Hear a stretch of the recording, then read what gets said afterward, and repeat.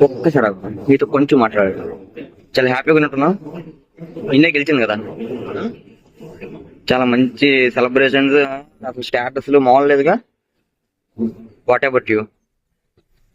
నువ్వెప్పుడు గెలుస్తున్నావు? నువ్వు వాళ్ళు గెలవాలనుకున్నావు, వాళ్ళు గెలిచేశారు.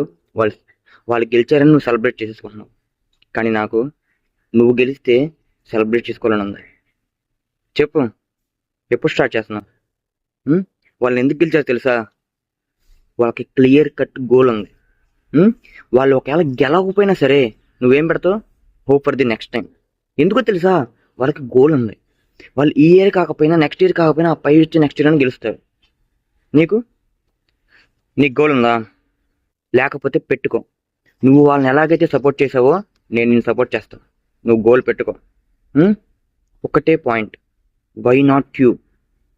వాళ్ళు గెలిచారు, నువ్వెందుకు గెలవు? అడగాలనిపించింది, అడిగేసి. బాయ్.